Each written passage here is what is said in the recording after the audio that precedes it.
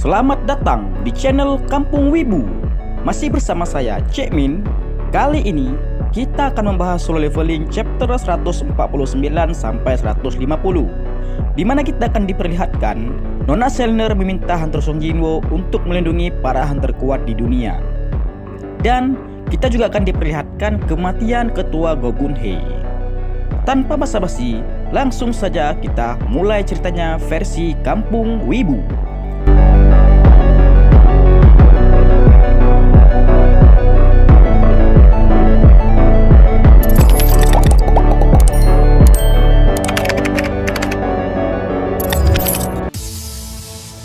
Setelah konferensi internasional berakhir, Hunter Sung keluar bersama dengan Adam White.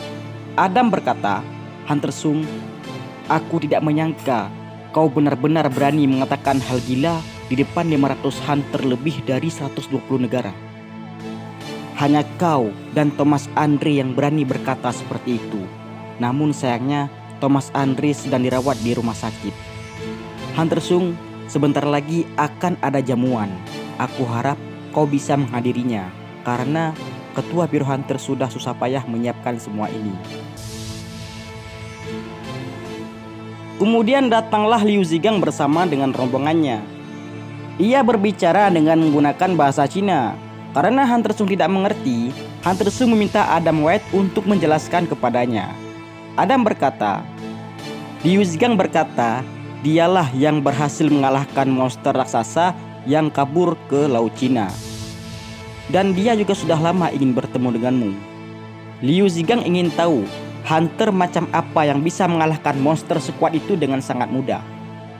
Katanya kalau dia juga senang karena Hunter Sung berhasil mengalahkan Thomas Andre menggantikan dirinya. Dia memang merasa kalau Hunter Thomas itu salah. Lalu Liu Zigang mengajak Hunter Sung Jinwoo untuk berjabat tangan. Hunter Sung bergumam dalam hatinya, "Saat pertama kali aku melihatnya, aku pikir dia adalah orang dengan sikap yang buruk. Tapi rupanya dia cukup menarik juga." Setelah berjabat tangan, Liu Zigang pun pergi meninggalkan Hunter Sung. Sebelum pergi ia berkata kalau dia berharap tersangka S bukanlah anggota keluargamu. Setelah Liu Zigang pergi, datanglah ketua Biro Hunter bertemu dengan Hunter Sung. Ia mengajak Hunter Sung pergi ke suatu tempat.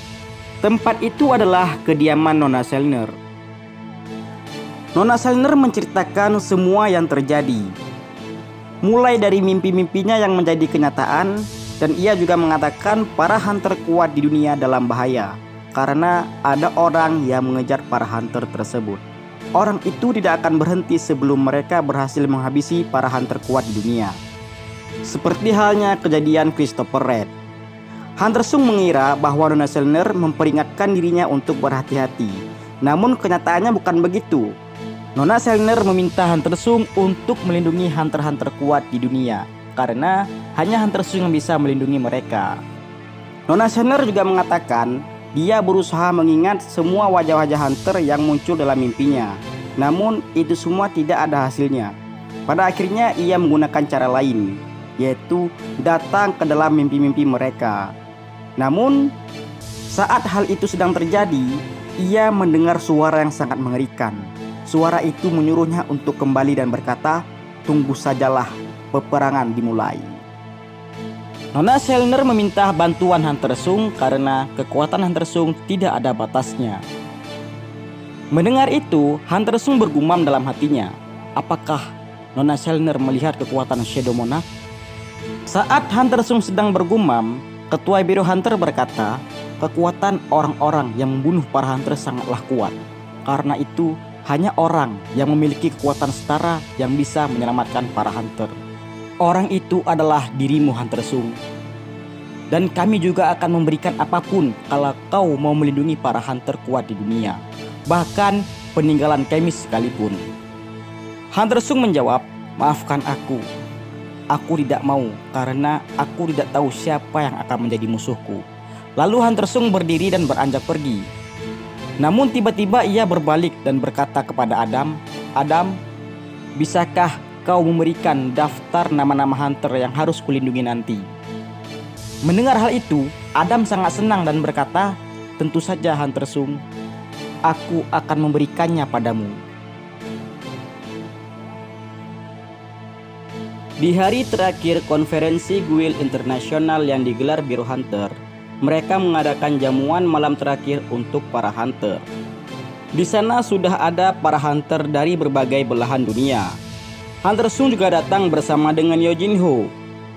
Yo Jin Ho sangat terharu karena Hunter Sung bertarung melawan Thomas Andre untuk dirinya. Saat mereka sedang berbincang-bincang, datanglah seorang hunter menghampiri Hunter Sung. Ia berkata, "Suatu kehormatan bisa bertemu denganmu, Hunter Sung Jinwo. Salam kenal. Aku presidir perusahaan yang khusus menangani sisa-sisa monster. Bolehkah aku membeli monster raksasa hasil buruanmu?"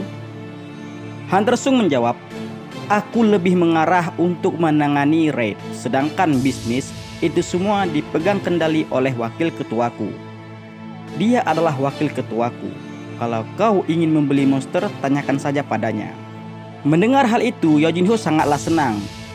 Dan Hunter Sung pergi meninggalkan Yo Jin Ho bersama dengan presidir itu.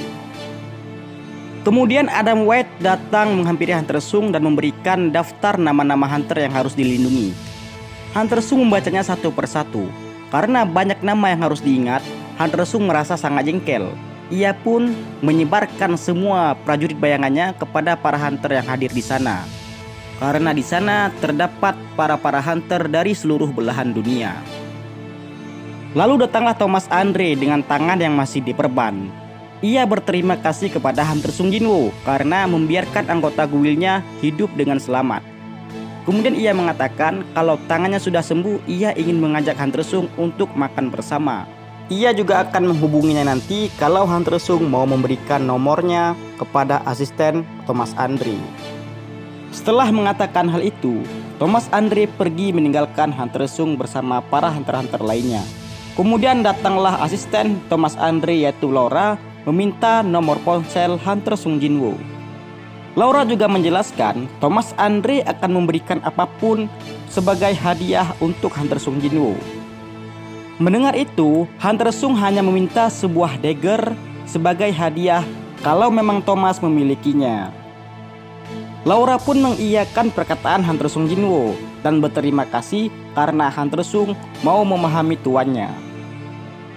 Lalu Adam mengajak Hunter Sung untuk bertemu para hunter yang ada di dalam daftar. Namun Hunter Sung menolaknya dan ia bertanya apakah ada yang tidak datang. Mendengar itu Adam sangat heran bagaimana Hunter Sung bisa tahu kalau ada di antara mereka yang tidak datang.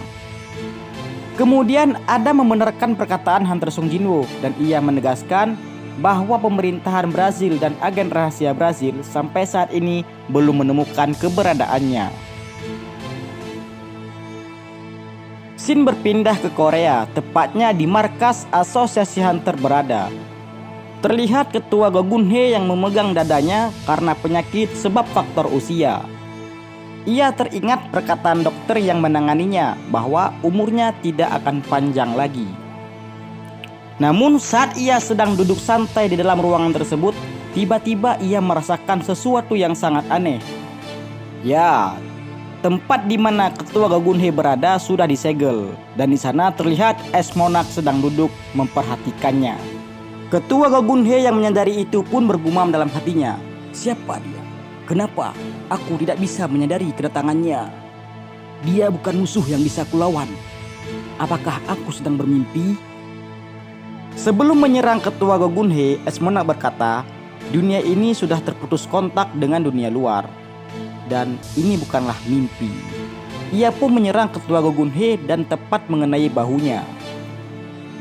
Ketua Go Gun Hee sangatlah kaget karena kecepatan serangan itu sangatlah cepat sehingga ia tidak bisa menghindarinya. Kemudian Esmonak berdiri mengeluarkan sihirnya yang sangat dahsyat dan berkata, "Padahal aku ingin kau sendiri menyadarinya. Namun pada akhirnya kau hanya sekedar manusia. Aku tidak suka bermain-main. Sekarang cepatlah tunjukkan dirimu yang sebenarnya, wahai pecahan cahaya yang paling terang. Apakah dirimu takut merusak wadahmu itu? Namun tanpa dirimu, wadahmu itu pasti sudah mati. Baiklah, Kalau kau masih saja mau bersembunyi, aku tidak akan menahan diriku lagi. Lalu es Monarch menggunakan sihirnya menyerang ketua Gogunhei. Dan di saat itulah terjadi ledakan yang sangat besar. Di balik asap, terlihatlah dua pancaran bola mata. Ya, ruler yang ada di dalam tubuh ketua Gogunhei telah bangkit. Kemudian es Monarch menyerang lagi. Namun dengan mudahnya serangan itu ditangkis oleh ruler yang ada dalam tubuh ketua Gogunhei. Ia berkata, "Kau menyegelku dalam ruangan ketua asosiasi hunter. Ternyata kau lumayan juga." Menanggapi itu, es Monarch berkata, "Akhirnya kau keluar juga. Sudah lama sekali aku mencari kalian bertujuh. Dua di antara kalian sudah hancur. Dan sekarang aku akan menghancurkanmu." Ruler yang ada dalam tubuh ketua Gogunhei berkata, "Bagus, sudah kutunggu untuk melihat raut wajahmu yang memalukan itu. Sekarang bisa kuhancurkan wadahmu tanpa penyesalan." Es Monarch berkata lagi, "Coba saja kalau bisa." Dan pada akhirnya pertempuran antara es Monarch dan ruler pun terjadi. Es Monarch langsung menyerang dengan menggunakan sihir esnya. Ruler juga membalas serangan itu dengan menggunakan pukulan yang sangat kuat. Mereka berdua saling jual beli serangan. Pukulan dibalas dengan pukulan. Setiap serangan dari es Monarch berhasil dihindari dan dibalas dengan pukulan dari ruler. Ia bergumam dalam hatinya, "Selagi aku masih bisa menggerakkan tubuh ini, aku harus mengakhiri ini dengan cepat." Es Monarch pun terkena pukulan dari ruler, membuatnya mundur beberapa langkah. Saat ruler itu ingin menyerangnya lagi, tiba-tiba tubuhnya berhenti dan terjatuh. Apakah ini batasannya? Melihat hal itu, es Monarch langsung melesat dengan cepat menusuk jantung ruler yang ada dalam tubuh ketua Gogunhei. Es Monarch berkata, "Sayang sekali wahai pecahan cahaya yang paling terang. Sampai kapan kau akan menemukan wadah barumu? Setahun, 2 tahun. Namun itu terlalu lama. Saat kau telah berhasil menemukan wadah barumu, pasukan Monarchku sudah datang menguasai dunia ini. Ini semua terjadi akibat salah kalian sendiri berencana melindungi dunia ini. Apa menurutmu kau bisa mengalahkanku tanpa perlindungan?" Ruler yang ada dalam tubuh ketua Gogunhei tersenyum dan memegang tangan es Monarch. Ia berkata terpatah-patah, "Apa kau berpikir aku melawanmu begini tanpa alasan? Sama seperti halnya kesalahan kami yang tidak menyadari kedatanganmu. Kalian juga melewatkan satu hal yang sangat penting." Mendengar itu, es Monarch bertanya-tanya apa yang dimaksud oleh ruler sialan ini. Kemudian ruler pun menyerang dengan kekuatan penuh, menghancurkan dinding yang ada di belakang es Monarch. Es Monarch yang berhasil menghindar mengira bahwa hal yang dimaksud adalah serangan terakhir itu. Namun serangan itu bukanlah untuk es Monarch, melainkan untuk menghancurkan penghalang yang ada di belakangnya. Saat dinding dan penghalang yang ada di sana sudah hancur, tiba-tiba muncullah prajurit bayangan semut dan hendak lari keluar. Melihat itu, es Monarch sangat kaget. Ia tidak menyangka kenapa pasukan dari Shadow Monarch ada di sana. Es Monarch pun berencana mengejarnya. Ia akan menghancurkan prajurit bayangan tersebut. Namun, saat dirinya hendak menghancurkan prajurit bayangan, tiba-tiba muncullah sosok yang menghentikan serangannya. Sosok itu memegang leher es Monarch dan berkata, "Siapa kau?" Ya, Hunter Xung sudah berpindah tempat dengan prajurit bayangannya menggunakan Shadow Exchange. Kemudian, apa yang akan terjadi selanjutnya? Mari kita lanjut di video berikutnya.